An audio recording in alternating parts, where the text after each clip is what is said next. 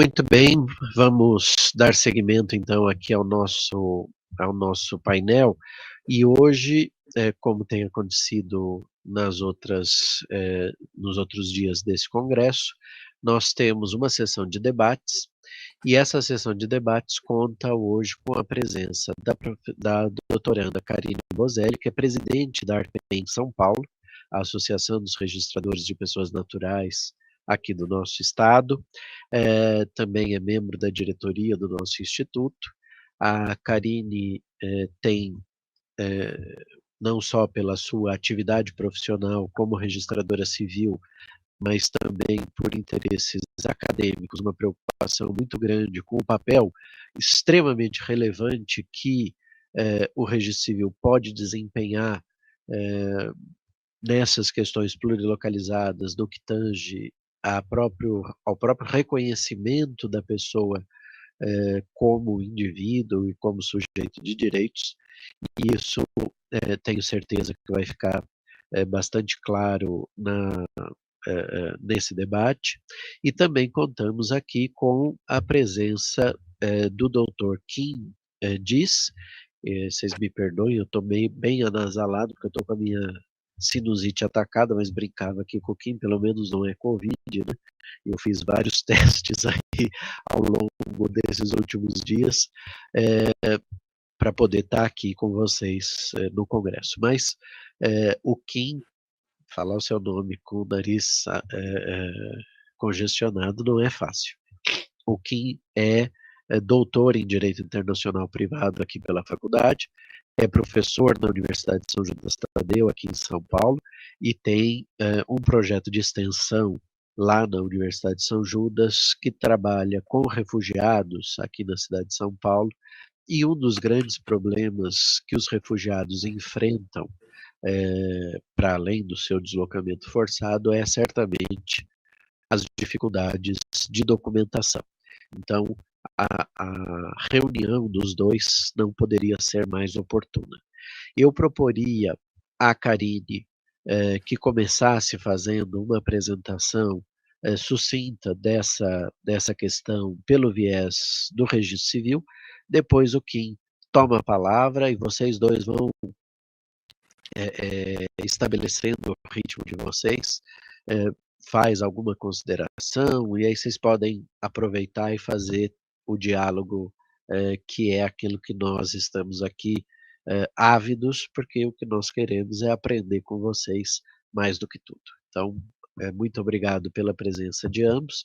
A Karine, só para justificar, está online, porque a filha dela está se recuperando de uma pequena cirurgia, está tudo bem, graças a Deus, mas para ela poder ficar próxima à filha, ela está na casa dela, acompanhando o congresso de forma online. Então, Karine, com a palavra. Bom, muito bom dia a todos. Cumprimento a todos da mesa, em nome do professor Gustavo Mônaco, da professora Helena Mota, da professora Maria Rosa Lula, da professora Ana Elisa Bichara e, claro, do professor Kim Mondolo Dias, que além de ser um querido colega com o qual eu aprendo muito, me foi dada a oportunidade de trocar experiências em relação a essa interface, registro civil e questões de direito internacional privado.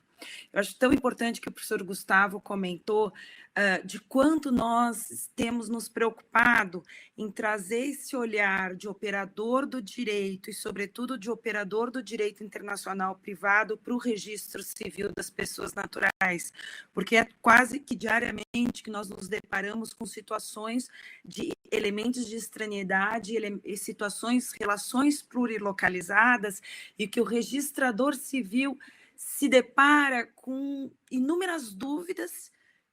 Falta, claro, muita preparação acadêmica para resolver essas questões, e por isso sempre trazer o direito internacional privado para o âmbito da nossa atividade. Então, eu e o Kim, discutindo um pouco todas essas questões que afligem a quem está do outro lado do balcão, vamos dizer, o operador do direito como registrador civil, e trazer essas soluções, ou pelo menos condições acadêmicas e condições doutrinárias de pesquisa para buscar, sim, soluções daquilo que a gente sempre busca no direito internacional privado, a justiça conflitual, o ponto de justiça conflitual. Então, nós elencamos algumas questões, né, que de um lado eu trouxe a questão mais prática, e o Kim me disse, Karine, vamos por esse lado, vamos por aquele outro lado, porque aí a gente consegue trazer realmente o conteúdo do direito internacional privado. Eu acho que com essa introdução, né, Kim, eu passo a palavra para você até para poder também colocar o outro lado dessa nossa visão, e aí a gente começa com o nosso debate, com as várias questões que nos afligem, que a gente ainda não tem as respostas corretas, mas que a gente busca sempre trazer o melhor entendimento ou discutir conjuntamente uma melhor solução. Obrigado, Karine. Bom dia a todos os presentes, bom dia, professor Gustavo. Bom dia para a Karine também. Olha, antes de qualquer consideração, eu pedi para ficar de frente mais até para a Karine do que para vocês, porque debater sem poder olhar com quem você conversa é um pouco errado. Eu não me sentiria bem fazendo isso, então eu quis ficar de frente para você, tá, Karine? E a gente fez o nosso pequeno ensaio, e a ideia do debate é fomentar linhas de pesquisa, ou seja, mostrar pontos práticos, teóricos ou teórico-práticos, às vezes o enfoque é bastante misto, os problemas eles vêm das duas fontes, para que a gente possa abrir ideias, abrir mentes e, quem sabe, né, ajudar a novos trabalhos sejam feitos a partir disso. A ideia principal, né, é essa. Então, eu não vou me estender, eu acho que a gente está mais a fim de ouvir os temas em si, as questões, então eu vou devolver a palavra para a Karine, para ela começar o ponto e a gente sai discutindo dali para frente. Perfeito, obrigada, Kim. Acho que um primeiro ponto que a gente tem discutido e tem sido bem, gerado bastante discussão na atividade registrária é em relação aos documentos provenientes de outros países que são necessários para que haja, por exemplo, habilitação de casamento ou, por exemplo, a formalização do divórcio extrajudicial em território brasileiro. Então, nós temos algumas discussões e, sobretudo, decisões no âmbito da Corregedoria Geral da Justiça do Estado de São Paulo, da exigência da mesma natureza ou forma do instrumento, por exemplo, de procuração para fins de celebração. Ou seja, no Brasil, seguindo o artigo 9º, parágrafo 1º da LINDB, se exige, então, que para a celebração do casamento, o instrumento seja um instrumento público, formalizado com base no notariado latino. Só que nós sabemos que em inúmeros ordenamentos jurídicos, essa estrutura do notariado latino, no qual é colhida a manifestação de vontade, é instrumentalizada perante um livro de notas e, por sua vez, é colhida a assinatura das partes, não é algo que seja utilizado perante outros ordenamentos. Então, como compor essa necessidade do nosso ordenamento, respeitando os institutos similares que são realizados perante outros ordenamentos jurídicos. Então, essa é uma primeira questão que a gente precisa entender à luz do direito internacional privado. Kim, o que você acha a respeito disso? Karine, tá ligado, eu não estava perto o suficiente. Bom, acho que o primeiro item a ser encarado é no espectro do direito internacional privado. A gente está falando do quê? Porque a gente olha geralmente para regras de conflito, pensa em artigo 9º parágrafo 1º, mas é um problema de conflito de leis ou é um problema de reconhecimento e eficácia de atos já constituídos no exterior? Momento em que eu não preciso designar uma lei aplicável, em que as ideias de artigo 9º, em que pesa a redação do 9º parágrafo 1º, Então, acho que a gente tem que situar isso, porque muitas vezes a dificuldade prática que vem, às vezes não é nem uma questão de má vontade, mas eu tenho que cumprir. A norma tem uma norma brasileira, essa norma brasileira me prende, eu tenho uma dificuldade em executar. A pessoa quer casar, a procuração vem de outro ordenamento, não segue os requisitos formais do ato brasileiro. O que eu faço? Eu estou barrando por segurança jurídica, considerando que a segurança jurídica está na ordem pública, ou eu estou misturando os caminhos, né? Eu estou olhando como se fosse um problema de conflito de leis, determinação da lei aplicável a uma situação, questão ou relação jurídica plurilocalizada, ou é como eu trago isso do exterior e falo, aceito ou não aceito a produção de efeitos? Porque se eu estiver nesse segundo caso, que para mim é... Também tá? concordo. Que para mim é... eu teria que aplicar a ordem pública no terceiro nível. Como saída para tanto. Claro, poderia ter um problema de constitucionalidade, poderia ter um problema de ordem pública. Vá lá, artigo 15, né, da lei de introdução, ou se a gente fosse fazer uma ideia analógica, como que seria encarado se fosse necessário fazer um reconhecimento de efeitos como se fosse uma sentença estrangeira. Vou olhar os mesmos parâmetros, inclusive do regimento do STJ. Qual o critério normativo para isso? Porque simplesmente barrar por barrar, confundindo os espectros, para mim não gera uma ideia de proteção à pessoa, que muitas vezes se vê numa dificuldade, antes de tudo, prática, para conseguir realizar o ato da vida civil. E parece que é um certo simplismo meu, mas eu acho que não é. As pessoas não respeitam fronteiras para fins de suas relações intersubjetivas. E quando que foi assim? Né? Por isso que o direito internacional privado, a professora Helena Mota mesmo falou, serve para atender às expectativas dos sujeitos, proteger as relações intersubjetivas humanas, mais do que as conveniências do Estado. Né? Então, eu acho que um ponto que deveria ser encarado, que muitas vezes falta, é identificar se eu utilizar aquela ideia de 4 objetos de direito internacional privado, mais PIE, onde é que eu estou? Eu acho que eu estou em reconhecimento de atos produzidos no exterior. A outorga de poderes já ocorreu. Eu tenho condições de dar eficácia a isso? Se você falar, não, então por fim, assim, a questão de forma, barrei, acabou. Tá bom. Então, está aqui num problema de ultratividade de escola holandesa, que esse aqui eu não vou ser cortês, aqui eu tenho uma norma aqui minha, o que beiraria, porque não cabe fazer uma análise disso nesse momento, uma ideia de law de polícia. Se eu não tiver no âmbito da ordem pública, poder dizer não. Quando se trata de procuração para isso, eu tenho que aplicar o critério brasileiro, porque eu sou incapaz de aceitar o critério estrangeiro. Mas aí, falta qualificar isso, e aí usei a palavra, né, um truque aqui, qualificar isso adequadamente para entender em que ponto a gente está. Então, para mim, a dificuldade passa primeiro por entender onde é que eu estou nesse espectro. E depois, se a norma brasileira, se eu tiver no reconhecimento, se ela é uma norma de divulgação imediata, ou se ela é uma extensão normativa de um critério ético, jurídico, que é a ordem pública, que falta colocar alguns pingos nos is. E é isso que gera dificuldades. Eu não ter a correta, ou pelo menos adequada reflexão, e depois concretização do que é que eu estou fazendo. Seria assim, meu contraponto ao problema. Não, eu concordo.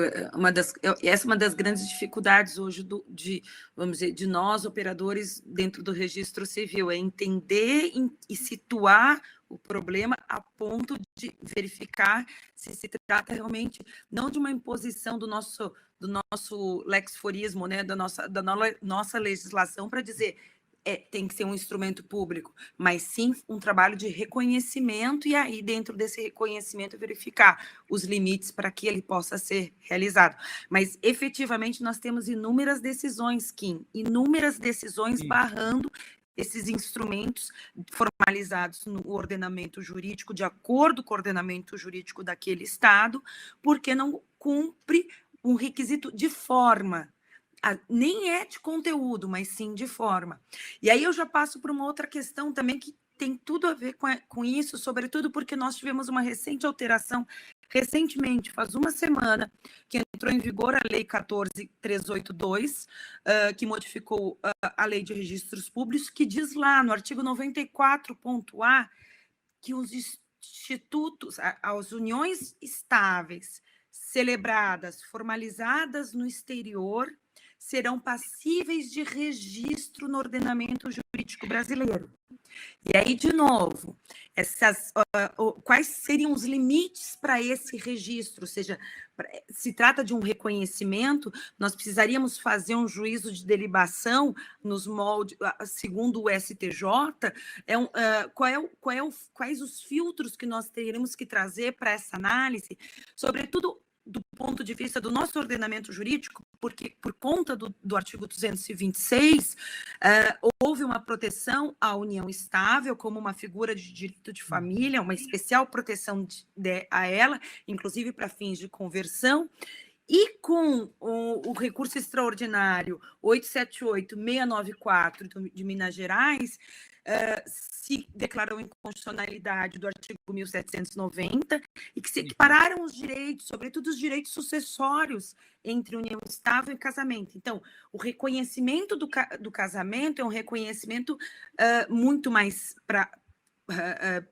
célere, ou seja, os requisitos são realmente legalização ou a posição da apostila, tradição juramentada e transcrição, de acordo com o artigo 32 da Lei de Registros Públicos.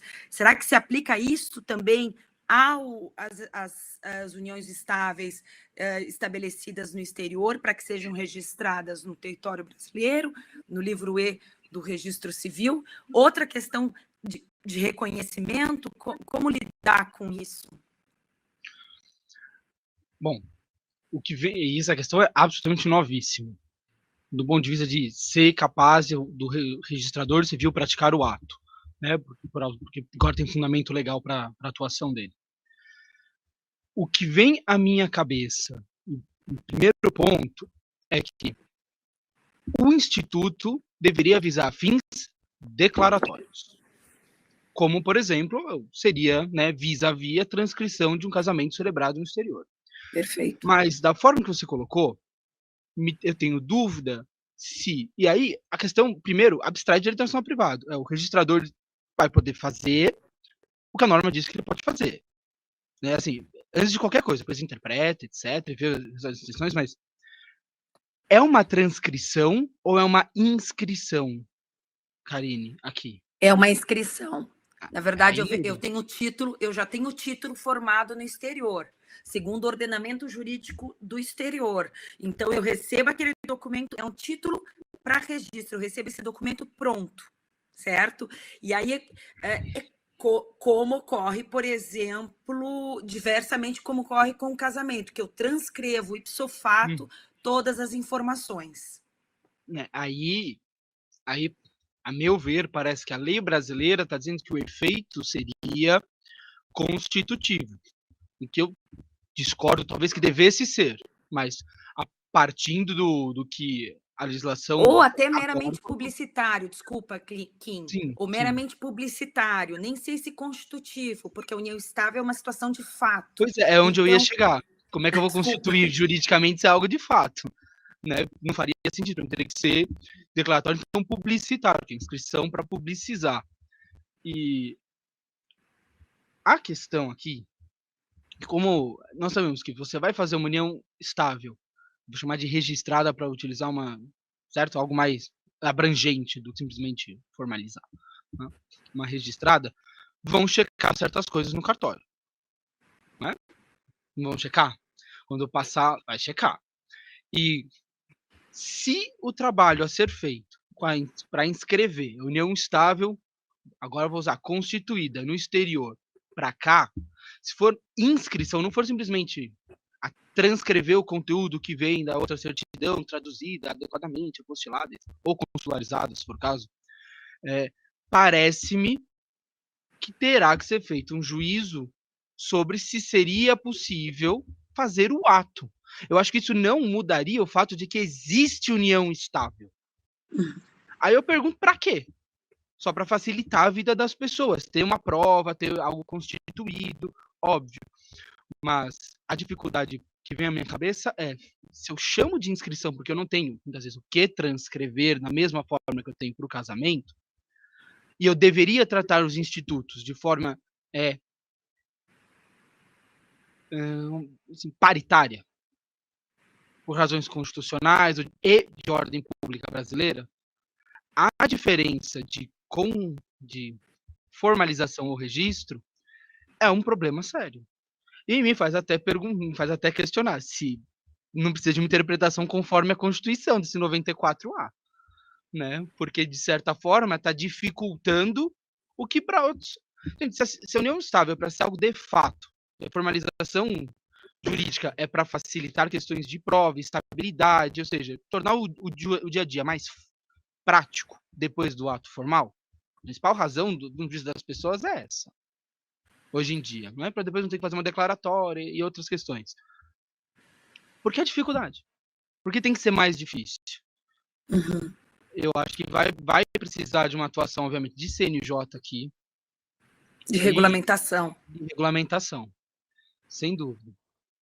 É uma questão que eu coloco assim, os atos extrajudiciais no exterior, de um modo geral, há atos que são levados, sim, que são necessários de reconhecimento pelo juízo de delibação do STJ. Os divórcios, por exemplo, que não se enquadram dentro lá do rol dos divórcios consensuais, o divórcio simples. Aqueles que estabelecem, por exemplo, questões de guarda, divisão patrimonial, são levados a juízo de delibação, inclusive os divórcios extrajudiciais. O que eu acho é que a união estável, como equiparação ao instituto do casamento, como equiparação às relações de família, não necessariamente não necessariamente deveria ser levada a um juízo de delibação para sua inscrição, certo? É um entendimento muito singelo nesse momento, porque a lei realmente faz uma semana. Então, eu acho que elas... Mas vamos dizer, as análises, vamos dizer, do oficial de registro civil, do ponto de vista de qualificação de instituto dentro do método conflitual, se é uma união estável, sim, se é um instituto de união estável, e dos requisitos básicos para que este instituto seja registrável, se, por exemplo, se é uma união estável constituída entre pessoas separadas de fato, ou se é uma união estável instituída entre pessoas divorciadas, são análises que caberão, sim, ao oficial de registro civil, para que a gente não esbarre no artigo 17 da LINDB, para que a gente não esbarre no artigo 1723 e seguintes do Código Civil. Então, eu entendo que são questões, sim, que nós teremos que analisar. E os requisitos, claro, por exemplo, é um documento público, dispensa ou não a legalização, é um documento devidamente formalizado, em que houve a coleta da manifestação de vontade, em que vamos dizer, a aplicação por analogia dos impedimentos matrimoniais para a constituição da união estável, segundo a lei daquele país, foram respeitados, porque também é isso, é uma união estável celebrada no exterior. Qual é a lei aplicável de acordo com a formalização desse ato? Então, é um ponto bastante ainda que teremos que discutir, Kim. Aí eu já te convido, inclusive, para nos ajudar, registradores, nessa discussão. Não é fácil. Não é fácil. Não é fácil. Quando eu te perguntei sobre inscrição ou transcrição, como você via a norma, né, pela posição que você ocupa, é a mesma preocupação que eu tive. É que as coisas muitas vezes não batem, sabe? A norma vem, permite, visando, obviamente, tornar a vida das pessoas mais fácil para fins de prova e outros. Às vezes um sentimento pessoal que eu gostaria de ter uma formalização. Não me cabe entrar no âmbito subjetivo de cada um, mas quando coloca a ideia de inscrição, que você vai ter que checar certos pontos, e eu não quero ser incisivo aqui em quais pontos, a gente vai entrar em outras discussões, mas parece que você está, de novo, no objeto de conflito de leis. Quando, se a gente fosse ainda que olhar Constituição de não estável exclusivamente para a lei brasileira, ainda que eu fosse lex jurista nesse ponto, eu diria, a Constituição de união estável é um problema de fato. Se eu quiser ter uma formalização, achar que outras coisas é um problema de fato. Então, se a pessoa tem menos, na verdade, já tem mais, ela nem precisa do direito para a Constituição disso. O direito reconhece os efeitos da situação de fato. De onde vem a dificuldade? Então, é tentar misturar elementos de reconhecimento com conflito de leis a partir de uma formalização estatal. De novo, essa mistura. Se a ideia da fins de publicidade ou então declaratório. Eu preciso de um declaratório porque é meu casamento. Eu não preciso transcrever meu casamento para ser casado no Brasil se eu casei no exterior. Especialmente se for o primeiro casamento, para não entrar em também discussões secundárias. Não deveria focar e ser a mesma coisa pela incidência que a ordem pública teria, que a constitucionalidade teria, ainda que eu olhasse de uma forma puramente lexorista. Então, quando você fala em juízo de delibação, você me faz pensar que eu estou no terceiro, né? Que eu estou no reconhecimento do ato que vem do exterior. Mas quando a lei coloca inscrição, parece que eu estou no segundo. Ou inscrição não quer dizer inscrição, e por isso eu pensei em interpretação conforme. E aí o STJ, ou o CNJ pode regulamentar esse ponto. E entender também que documentos são necessários, porque, de que modo tentar aproximar de uma transcrição, ou realmente você fica numa sinuca de bico, porque a teoria não fecha. Não, mas aí eu queria me meter um pouquinho nessa história para dizer o seguinte: nem sempre as coisas são o que a lei diz que é. Elas são o que elas de fato devem ser. E cabe a nós depois entrarmos nessa discussão para dizer, olha, apesar de ter dito inscrição, se for essa a conclusão que nós chegarmos, aqui nós temos uma realidade que é diferente.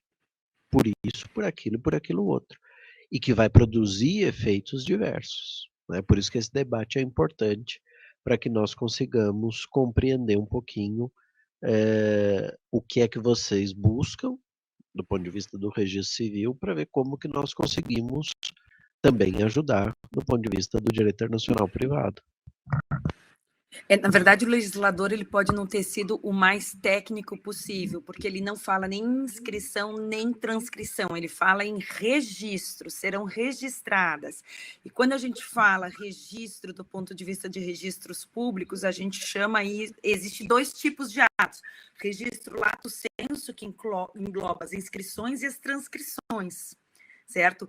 No dia a dia, quando a gente fala em registro, obter o título, extrair as principais informações e fazer um registro simplificado das informações, diferentemente das inscrições, que das transcrições, que nas transcrições eu pego o título, necessariamente tenho que colocar todas as informações que constam do título, como se ele estivesse sendo ali ipsis literis inscrito. Então, é uma questão importante, porque nós vamos nos deparar, a lei entrou em vigor em menos de uma semana, e é uma questão que, por mais, do ponto de vista do registro civil, como o professor Gustavo perguntou, qual é o interesse? Eu acho que é muito mais da sociedade, ou melhor, dos brasileiros que residem no exterior, ou sejam domiciliados no exterior, e que querem estabelecer esta união estável, trazê-la para o território nacional para provar esta situação que lá já é constituída, seja documentalmente ou seja de fato. Então, eu acho que isso é uma proteção, vamos dizer, que a sociedade, que o ambiente das pessoas que vivem essa relação de fato, desejam publicizar no território brasileiro, no nosso ordenamento. Mas é uma dúvida que eu tenho também, que nós vamos ter que pensar bastante. Professor Gustavo, também, por favor, conto com o seu apoio aí, porque é algo que ainda que saiu recentemente, então é uma temática que a gente vai ter que analisar bastante. Eu tendo a achar, Kim, desculpa, que por equiparação de institutos, por equiparação de situações, nós exigiremos o documento, o instrumento, o título, devidamente legalizado, apostilado, traduzido para registro, certo? E não maiores formalidades, a não ser análise, vamos dizer, do seu conteúdo, senão uma ofensa à ordem pública, interna e assim por diante. Mas não vejo que a necessidade de passar por um juízo de deliberação do STJ. Essa é a minha primeira... Isso não tem dúvida, cara. Claro que eu concordo.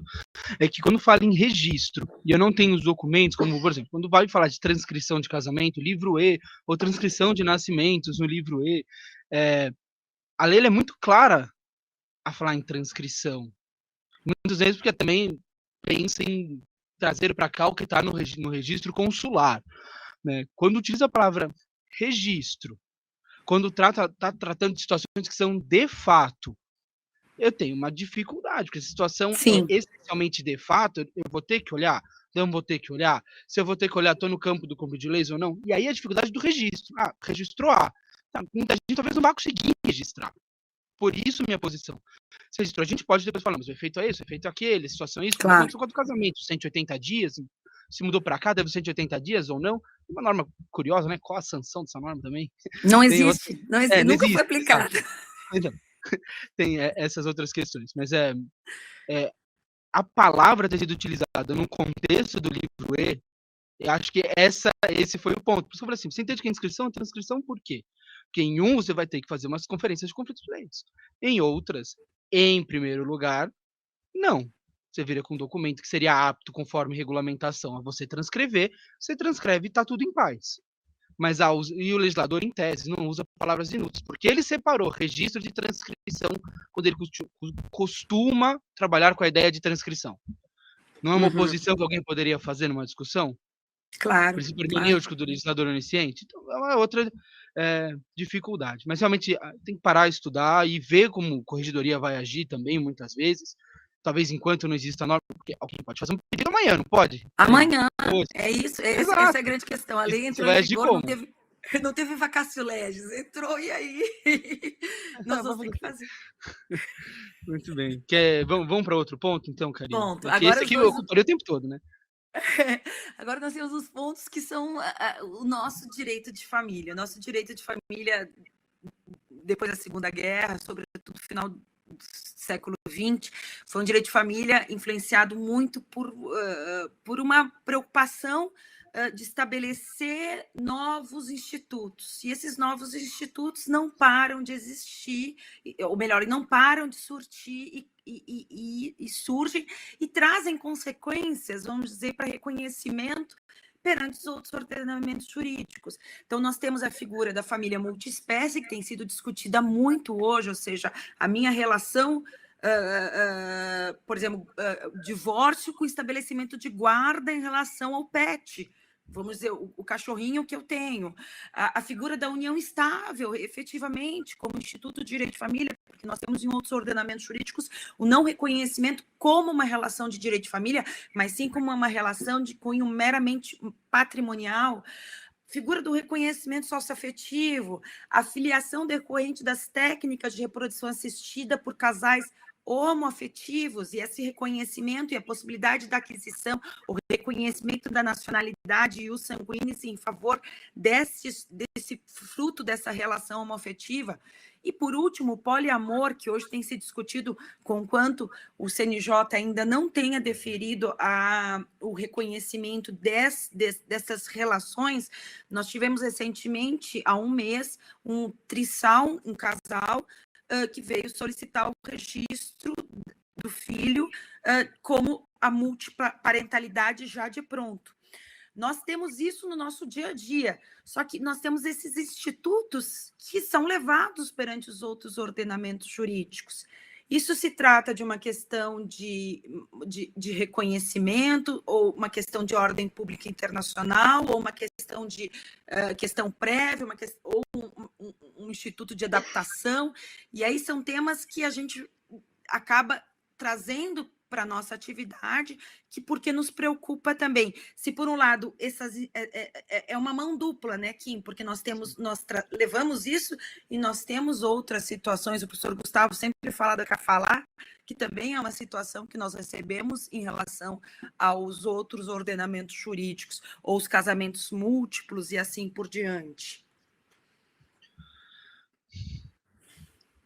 Olha, assim, até pelo meu background, eu me preocupo mais, enquanto pesquisador, com questões de teoria geral do direito internacional privado. Então, o que a gente chama de parte geral do direito internacional privado. Né? E as questões que você me coloca, para mim, seja de lá para cá, daqui para lá, passam antes de qualquer situação, sabe? Antes da gente pensar em ordem pública, porque isso significa que eu já tenho uma lei aplicável ali, né? Que eu já estou num, que às vezes a gente chama de filtro, colocar essas relações dentro de regras de conflito, para entender onde que elas estão, porque senão eu tenho um problema de lacuna. E o Brasil costuma trabalhar com regras de conflito que, para dialogar com Magalhães Colasso, seriam do tipo 2. O que é uma regra de conflito do tipo 2? É uma regra de conflitos que trabalha uma macrocategoria do direito privado. Então, a gente não tem uma diferenciação, você citou o artigo 9º mais cedo, entre obrigações extracontratuais, contratuais, qual tipo de contrato? São obrigações. E a mesma coisa vale para o 7º família, ou 7º capacidade, tirar da capacidade de suceder no 10, parágrafo 2º. O Brasil tem uma certa facilidade de qualificação que em outros lugares não tem. Eu vou falar assim, como é que o Brasil conseguiria receber isso para depois a gente pensar em ordem pública? Uma facilidade de qualificação, porque eu tenho macro categorias e não tanto um depeçagem mais intenso, como a gente vê em códigos mais modernos, no sentido puramente temporal, muitas vezes, de direito internacional privado. Eu acho que daqui para fora a questão é mais sensível. Primeiro, porque com regras de conflito, que a Magalhães Colau chamaria de tipo 3, uma categoria bem mais especializada do direito civil, e que muitas vezes pode até ter uma dificuldade de qual seria a sua macro categoria, que é um exemplo, direito real de habitação. Uhum. Sabe, do cônjuge supérstite, direito de sucessões, é direito real. Muitas vezes pode ter uma norma especificamente sobre isso. E a hora que você vai qualificar a situação como sendo de direito de família, e lá direito de família não vai ter uma regra específica, geral, você vai ter regras específicas, eu vou ter um problema de lacuna. E aí me faz pensar se problemas de qualificação existem, se problemas de questão prévia existem. Muitas vezes, o problema não é no casal, sabe? O problema não é na relação paterno-filial. O problema é que o filho depende de uma relação legítima com os pais terem uma relação legítima entre si, usando um termo, a meu ver, absolutamente ultrapassado, mas enfim, outros ordenamentos. Para dizer assim, eu não posso reconhecer a relação paterno-filial, não porque talvez você tenha um vínculo biológico, mas o outro não tem. É porque eu não consigo ver essa relação como legítima. Então, eu acho que quando você pega temas muito ultracontemporâneos e de um tópico crescente como direito de família, antes de pensar em ordem pública, é como é que eu posso tentar equalizar isso. E a minha sugestão para abrir cabeça, e eu não fui o primeiro a dizer isso hoje, ainda que eu diga com outras palavras, eu me preocupo com a fonte interna, eu me preocupo com a fonte interna, eu me preocupo com a fonte interna, eu me preocupo com a fonte interna, eu me preocupo com a fonte interna. E a fonte interna, ela pode ser o problema antes de determinar a lei aplicável. Para determinar a lei aplicável antes de pensar em ordem pública. Se eu vou barrar tudo por ordem pública, para que método? Para que método? Se eu vou barrar tudo por ordem pública, para que método? Para que ver se a norma estrangeira está dentro do tolerável, né, o princípio da tolerância, o filtro, a membrana plasmática, aquela coisa toda que a gente coloca. Por quê? Para quê? E o problema é que a fonte interna, ela pode ser o ponto de desencontro com as expectativas dos sujeitos à luz desse jogo de perde e ganha. Essa expressão também não é minha. O cara está do meu lado, utilizou na tese de na titularidade, não foi? Na titularidade dele. Esse jogo de perde e ganha. Porque pode ser que tenha um grande equilíbrio de expectativas entre os outros estados. A ideia não é essa. O legislador, né, Ferrer Correia, o legislador de direito internacional privado, quando legisla, ele se inspira nos mesmos princípios de direito internacional privado e de teoria do direito que os outros legisladores. Então, existiria uma tendência maior à convergência, embora falar em harmonização ou uniformidade seja difícil. O que também, para mim, é utópico. Né? Então, eu acho que precisa ter, nos ordenamentos, uma forma de dizer, antes de tudo, será que eu não sou o problema? Será que a minha qualificação não é difícil? Será que a minha depesagem de normas não é complicada? Eu preciso de uma saída? Suíça tem algo parecido com cláusula de exceção, ainda que para outros fins. Mas pensar em situações como essa, que dependem naturalmente de previsão normativa aqui, em primeira análise, né? Porque senão é justificativa que o juiz pode ter para tudo. Segurar isso.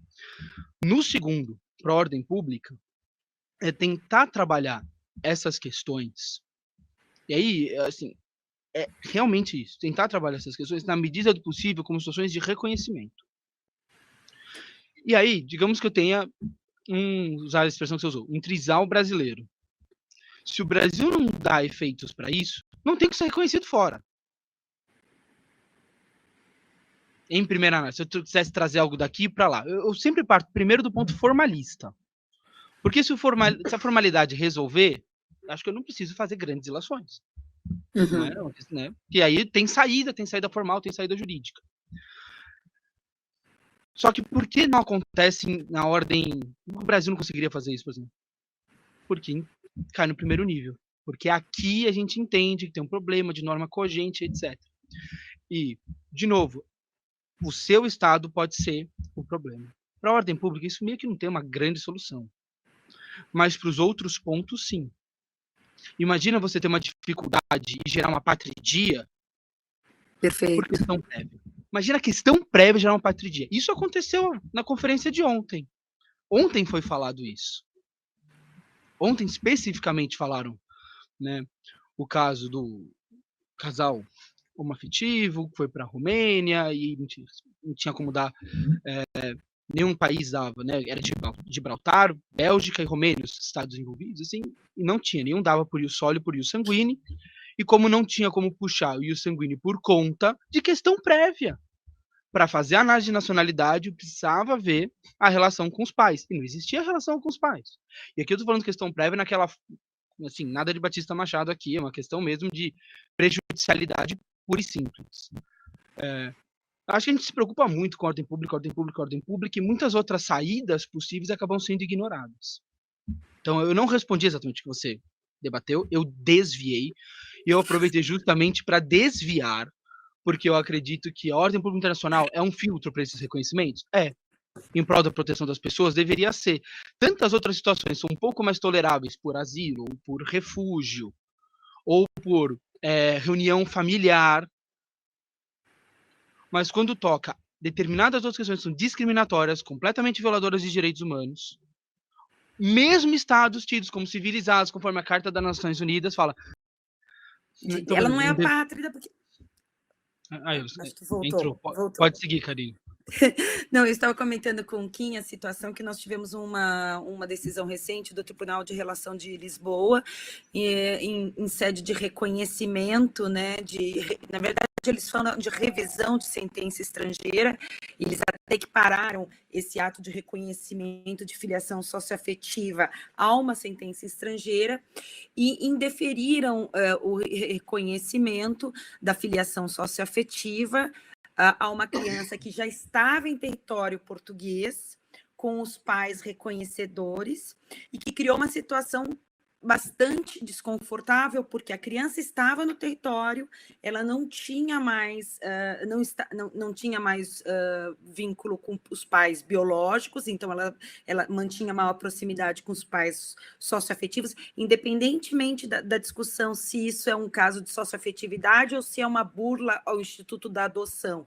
Eu não estou entrando no mérito, mas eu estou dizendo que o não reconhecimento dessa socioafetividade se deu através do quê? Da exceção da ordem pública portuguesa, porque para a Constituição portuguesa, de acordo com o Instituto da Filiação, se dá através da verdade biológica e não através do Instituto do Afeto. Então, nós temos uma criança que hoje está em território português, sem nenhum vínculo de proteção a alguém, ou seja, uma guarda ou etc., em relação a esse casal, sob o viés da ordem pública internacional portuguesa.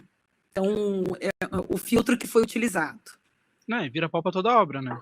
Assim, tem um problema de ordem pública lá atrás, na origem. Ele vai dizer... Tá, qual é a questão que eu estou colocando aqui? Então, não, e aquela outra coisa, a questão prévia não era o Instituto de Lei aplicável? Não, e a questão própria do melhor interesse da criança, ou seja, hoje nós estamos com uma criança que se encontra em território estrangeiro, sem vínculo nenhum com a sua filiação biológica, e que, portanto, como resolver? Mas são questões do nosso direito de família que a gente tem cada vez mais se preocupar e entender como serão recepcionados, reconhecidos ou discutidos nos outros ordenamentos. Para finalizar, porque o nosso time já está quase acabando, a questão da omissão de regime de bens nas transcrições de casamentos quando esses casamentos são celebrados perante autoridades registrárias estrangeiras. Lembrando que o regime de bens, ele não necessariamente ele é qualificado como Instituto de Direito de Família, como ocorre no Brasil, mas sim é qualificado como relação patrimonial, questões, ou até mesmo como um acordo patrimonial perante outros ordenamentos. Então, nós recebemos as transcrições, nós recebemos documentos a serem transcritos, no qual nós não temos a questão patrimonial na vigência da sociedade conjugal ou na vigência do vínculo matrimonial.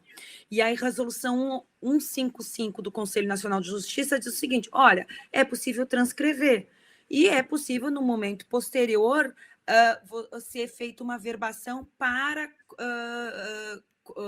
colocar ou para estabelecer essas questões patrimoniais. Só que nesse lapso temporal, as pessoas adquirem bens, as pessoas alienam bens e assim por diante em território brasileiro. Como, então, conseguir cumprir essa premissa da Resolução 155 de conseguir averbar questões patrimoniais que não se enquadram como regime de bens? Karine, não é a primeira vez que essa questão me aparece, seja advogando, seja conversando com colegas. E uma coisa que eu falei na minha tese de doutorado, é muito assim, eu falei, quem sou eu, né?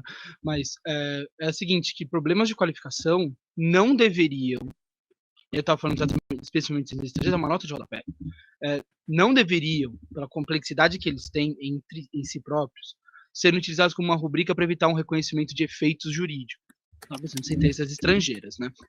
E aqui é a mesma coisa.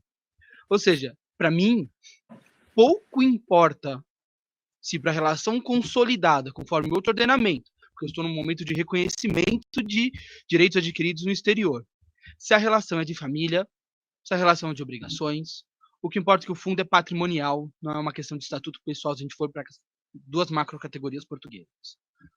Questão patrimonial. Isso não é uma questão de estatuto pessoal.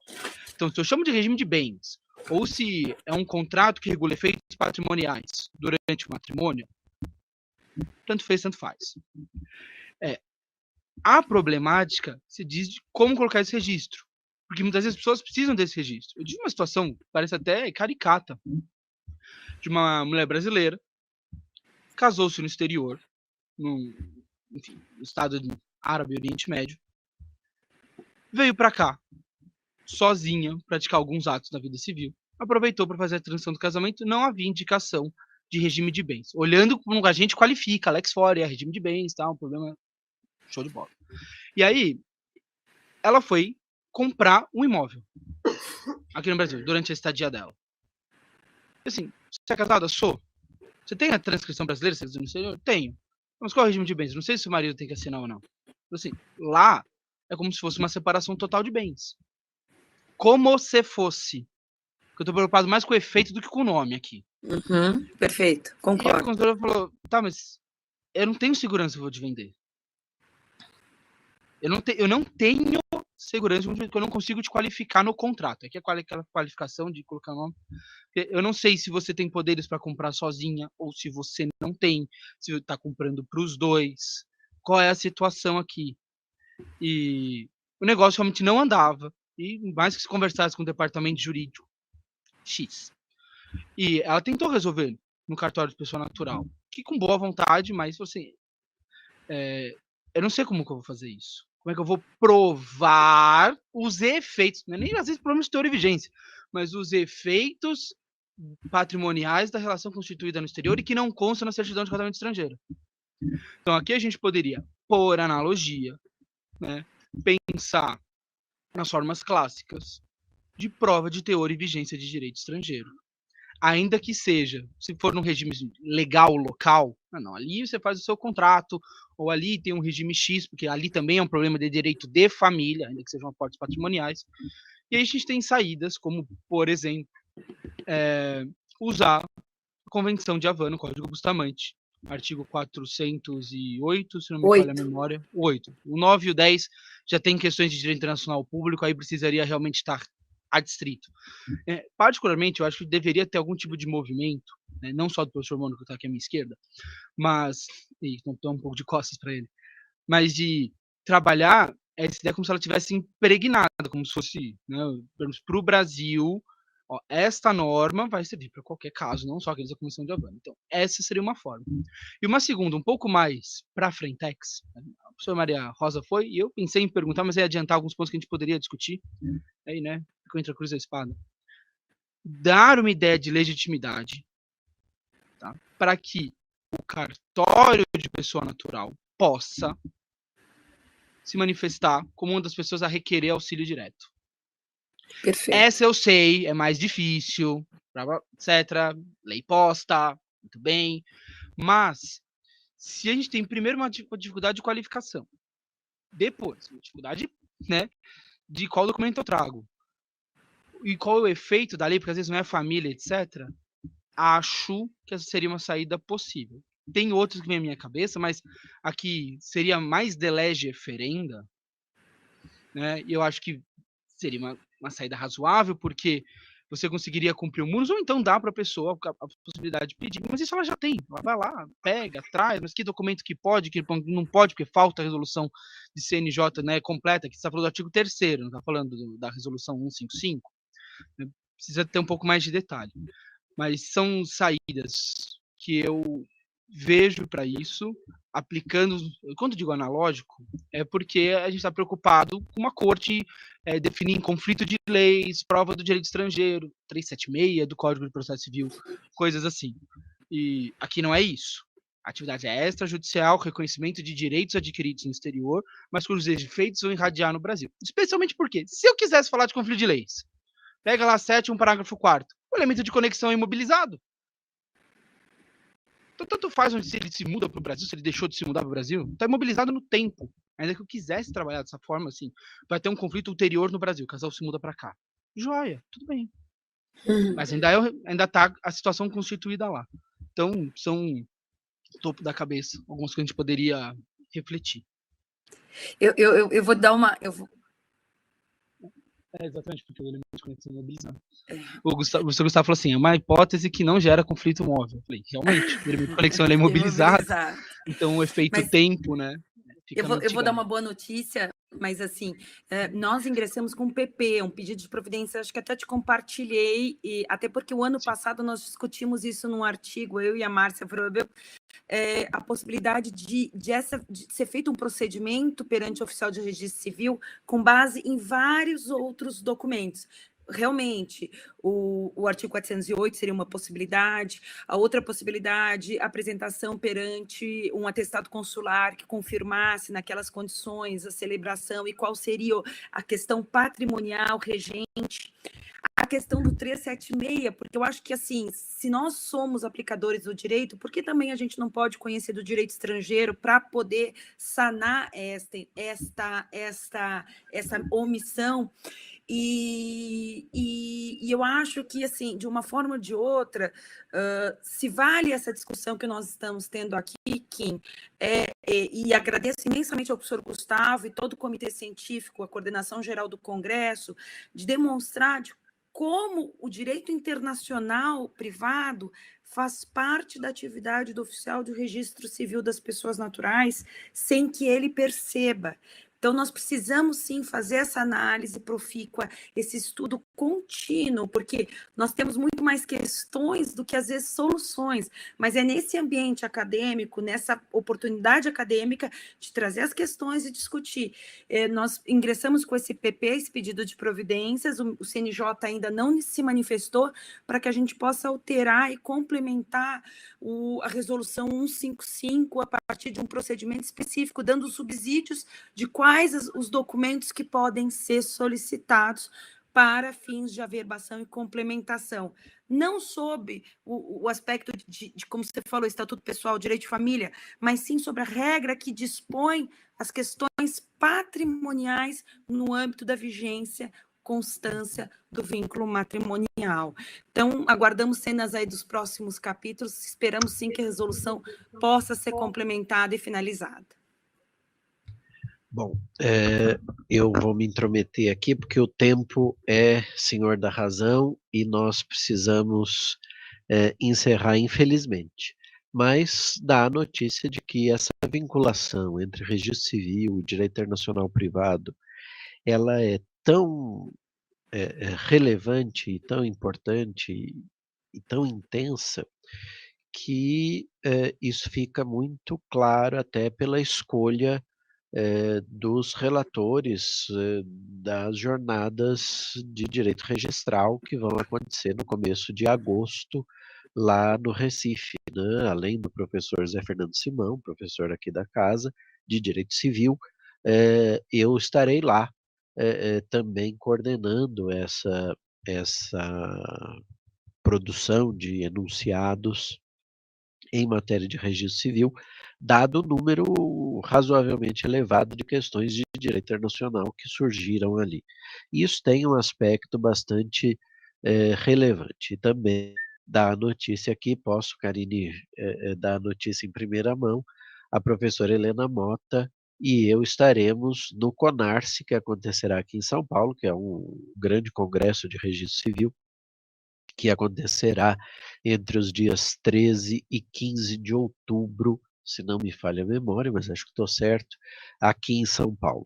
Então, também vamos poder discutir essas questões do papel do registro civil no âmbito do direito internacional e fico muito feliz de ver que isso foi uma semente plantada lá atrás e que começa a produzir alguns resultados, e esse debate de hoje mostra a quantidade de questões que nós ainda temos a enfrentar para permitir que as pessoas que migram tenham o reconhecimento da sua situação jurídica. Não vou nem dizer condição, mas da sua situação mesmo, no sentido de serem e estarem no mundo. Então eu fico muito agradecido ao Kim e à Karine por esse debate tão rico e tão intenso e convido a todos para às 15 horas retomarmos os debates de apresentação dos trabalhos. Os painéis de número 5 e 6 acontecerão em simultâneo a partir das 3 da tarde e amanhã, às 9h30, nós recomeçamos com as conferências. Intervirão o professor Afonso Patrão, da Universidade de Coimbra, e juiz do Tribunal Constitucional, a professora Judite Martins Costa, uma grande civilista e uma grande conhecedora da temática de fundo do painel, que é a boa-fé, e eu mesmo que vou, enfim, fazer figuração para ambos, que é o que me cabe diante das duas estrelas. Então, é uma alegria muito grande ver que esse congresso chega à sua metade, mas ainda temos outra metade para cumprir e vamos com fôlego até sexta-feira. Muito obrigado a todos.